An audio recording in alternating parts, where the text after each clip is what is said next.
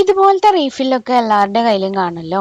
അപ്പോൾ ഇങ്ങനത്തെ റീഫില്ലും പിന്നെ ഏതെങ്കിലും ഒരു പേപ്പർ കേട്ടോ. ഞാനിപ്പോൾ ഇതുപോലെ നമ്മൾ തുണിയൊക്കെ വാങ്ങിക്കുമ്പോഴോ അല്ലെങ്കിൽ മരുന്നൊക്കെ വാങ്ങിക്കുമ്പോഴോ ഒക്കെ ഇങ്ങനത്തെ ബ്രൗൺ കളർ കവർ കിട്ടില്ലേ, അങ്ങനത്തെ കവറുമാണ് എടുത്തിട്ടുള്ളത് കേട്ടോ. നിങ്ങളുടെ കയ്യിലുള്ള ഏത് പേപ്പറും നിങ്ങൾക്ക് ഇതുപോലെ ചെയ്യാൻ പറ്റും.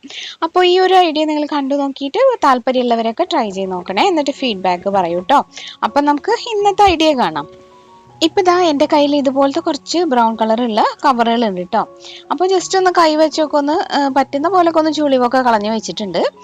ഇനി നമുക്ക് ഇതുപോലത്തെ കട്ടി പേപ്പറിൽ മൂന്ന് എന്താ പറയുക, ഹാർട്ട് ഷേപ്പ് എന്നല്ല ഇതിനെ പറയാം, ഒരു ലീഫിൻ്റെ ഒക്കെ ഷേപ്പ്, ആ ഒരു ചെറുതായിട്ടൊരു ഭാഗം ഇങ്ങനെ ഒന്ന് കുനിച്ചു കൊടുത്തിട്ടുണ്ട്. കാണുമ്പോൾ മനസ്സിലാവില്ല. ഇതുപോലത്തെ മൂന്ന് ഡിഫറെൻറ്റ് സൈസിലാണ് ഞാൻ കട്ട് ചെയ്തെടുത്തിട്ടുള്ളത്. ഇതൊരു അളവിന് വേണ്ടി മാത്രമാണ് കേട്ടോ. ഇനി നമുക്ക് എന്താ പറയുക, നമ്മുടെ ഈ ഒരു കവർ ഉണ്ടല്ലോ അതൊന്ന് ഇതേപോലെ നിവർത്തിയിട്ട് അതിൻ്റെ ആ ഒരു സൈഡ് ഒന്ന് ജസ്റ്റ് കട്ട് ചെയ്ത് മാറ്റാം. എന്നിട്ട് നമ്മുടെ കയ്യിൽ നമ്മൾ ഓൾറെഡി അളവിന് വേണ്ടി കട്ട് ചെയ്ത് വെച്ചിട്ടുള്ള ഈ ലീഫുകൾ ഉണ്ടല്ലോ അതിൽ ഓരോന്നായിട്ട് വെച്ചിട്ട് അതിൻ്റെ അതേ സൈസിൽ കട്ട് ചെയ്തെടുക്കണം. മടക്കിയത് എന്തിനാന്ന് വെച്ചാൽ ഒന്നിച്ച് കുറച്ചധികം കട്ട് ചെയ്ത് കിട്ടുമല്ലോ, അതിനു വേണ്ടി മാത്രമാണ്. എന്നിട്ട് ഇതേപോലെ കട്ട് ചെയ്തെടുക്കുക. അപ്പോൾ മൂന്ന് സൈസിലുള്ളത് വെച്ചിട്ടും ഇതേപോലെ കുറച്ച് പേപ്പറിൻ്റെ പീസുകൾ അതേപോലെ തന്നെ കട്ട് ചെയ്തെടുക്കണേ. ഇപ്പം ഇതാ കണ്ടില്ലേ, ചെറുതും ഇതേപോലെ തന്നെ ഞാൻ വെച്ചിട്ട് അതിൻ്റെ സൈഡൊക്കെ നല്ല വൃത്തിക്ക് തന്നെ അതേ ഒരു അളവിൽ തന്നെ നമ്മൾ ഇങ്ങനെ കട്ട് ചെയ്തിട്ട് മാറ്റുകയാണ് കേട്ടോ. ഇപ്പോൾ കണ്ടോ, ഇതേപോലെ കുറച്ച് പെറ്റൽസ് നമുക്ക് കിട്ടിക്കഴിഞ്ഞു. ഇനി നമ്മുടെ റീഫില്ലാണ് ഞാൻ എടുക്കണേ കേട്ടോ.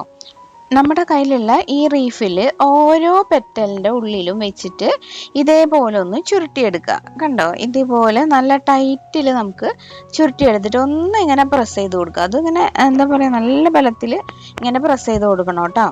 കണ്ടോ, അതാ ഇതേപോലെ നല്ല അടിപൊളിയായിട്ട് ഇങ്ങനെ ചുളിഞ്ഞ് കിട്ടാൻ വേണ്ടിയിട്ടാണ് അങ്ങനെ ചെയ്യണത്. അപ്പോൾ നമ്മൾ ഈർക്കിലൊക്കെ വെച്ച് ചെയ്യുമ്പോൾ ചിലപ്പോൾ ഈർക്കിളി ഒടിഞ്ഞൂന്ന് വരും. ഇതുപോലത്തെ റീഫില്ലാണെങ്കിൽ അത് ഒടിയില്ല, നമ്മളിങ്ങനെ ഇതേപോലെ പ്രസ് ചെയ്യുമ്പോഴേ. ഇനി അടുത്തതും ഇതേപോലെ തന്നെ ചുരുട്ടിയെടുക്കുക. എന്നിട്ട് രണ്ട് സൈഡിൽ നിന്നും നന്നായിട്ട് ഉള്ളിലോട്ട് അമർത്തുക. അപ്പം നന്നായിട്ട് ചുളിഞ്ഞ് കിട്ടും. ഇത് നല്ല ഭംഗിയിൽ നല്ല ഷേപ്പിൽ കിട്ടും കേട്ടോ. അതുപോലെ എല്ലാ ലീഫും, അതായത് എല്ലാ പെറ്റലും നമ്മൾ ഇതേപോലെ തന്നെ ചെയ്തെടുക്കണം. അടുത്തതായിട്ട് ഈ കവറിൻ്റെ വേറൊരു ചെറിയ പീസും കൂടെ കട്ട് ചെയ്ത് ഞാൻ എടുത്തിട്ടുണ്ട്. എന്നിട്ട് ആ സൈഡൊക്കെ ഒന്ന് മടക്കി പിടിച്ചിട്ട് ഒരു ഈർക്കിളി നടുവിൽ വെച്ചിട്ട് ചുറ്റുമായിട്ട് ഇതേപോലെ ഒന്ന് കവർ ചെയ്യുന്ന പോലെ ഒന്ന് ചുരുട്ടിയെടുക്കുക. കണ്ടോ, ഇതുപോലെ കേട്ടോ. എന്നിട്ട് ഒരു നൂലെടുത്തിട്ടൊന്ന് നല്ല ടൈറ്റിൽ കെട്ടിക്കൊടുക്കുക. ഇനി നമ്മുടെ പെറ്റൽസ് ഉണ്ടല്ലോ അത് വലിപ്പം അനുസരിച്ചിട്ട് വേണം എടുക്കാനായിട്ട്. ഉള്ളിൽ ചെറുത് വയ്ക്കുക, എന്നിട്ട് ഒന്ന് കെട്ടിക്കൊടുക്കുക. അങ്ങനെ എല്ലാ പെറ്റൽസും വെച്ച് കെട്ടി എടുക്കണം.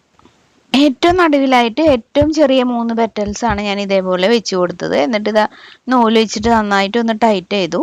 പിന്നെ അതിനേക്കാളും കുറച്ച് വലുപ്പത്തിൽ നമ്മൾ കട്ട് ചെയ്തിട്ടുണ്ടല്ലോ അത് വെച്ച് കൊടുക്കുക കേട്ടോ.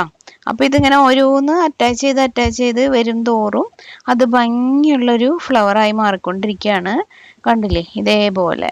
ഇനി നമുക്ക് ഇതും ഒരു റൗണ്ട് വെച്ച് കൊടുക്കാം. പിന്നെ അടുത്തതായിട്ട് ഏറ്റവും വലുപ്പമുള്ള ഒരു പെറ്റലുണ്ടല്ലോ അതും കൂടെ വെച്ച് കൊടുത്തിട്ട് എല്ലാം കൂടെ ചേർത്ത് നന്നായിട്ടൊന്ന് ഉറപ്പിച്ചെടുക്കണം കേട്ടോ, നൂല് വെച്ച് കെട്ടിയിട്ട്. അപ്പോൾ ഇതാ കഴിഞ്ഞപ്പോൾ ഇതാണ് നമ്മുടെ റോസാപ്പൂവിൻ്റെ ഫൈനൽ ലുക്ക്. നല്ല ഭംഗിയുണ്ട് കേട്ടോ ശരിക്കും കാണാനായിട്ട്.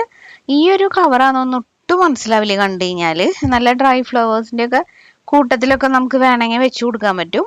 പെട്ടെന്ന് അറിയില്ലേ, കളർ ഇങ്ങനെ അഡ്ജസ്റ്റ് ആയി പോയിക്കോളും.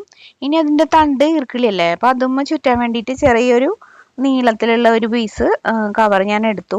എന്നിട്ട് അതൊന്ന് ഇതേപോലെ നിവർത്തിയിട്ട് നമുക്ക് ഈർക്കിളിയിൽ ചുറ്റി കൊടുക്കണം. ഫസ്റ്റും ലാസ്റ്റും മാത്രമേ നമുക്ക് കുറച്ച് ഫെവിക്കോൾ അപ്ലൈ ചെയ്യേണ്ട ആവശ്യം വരുന്നുള്ളൂ. ബാക്കി ഇങ്ങനെ ടൈറ്റ് ചെയ്ത് ചുറ്റിയാൽ തന്നെ അടിപൊളിയായിട്ട് നിന്നോളും. പിന്നെ പശയുടെ ആവശ്യമൊന്നുമില്ല.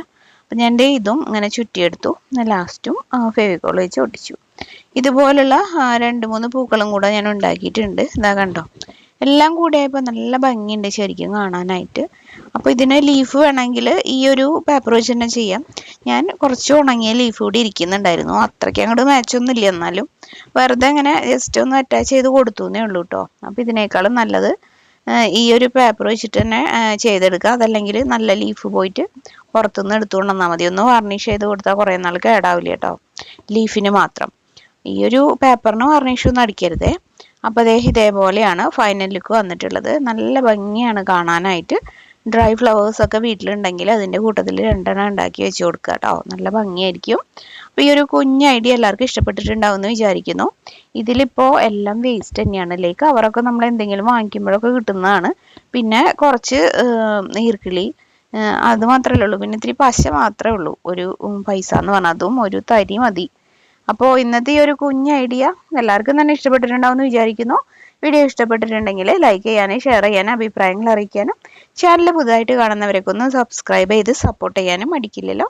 ഇനിയപ്പോൾ ഇതുപോലെ മറ്റൊരു നല്ല വീഡിയോ ആയിട്ട് വീണ്ടും കാണാം. എല്ലാവർക്കും നന്ദി. താങ്ക്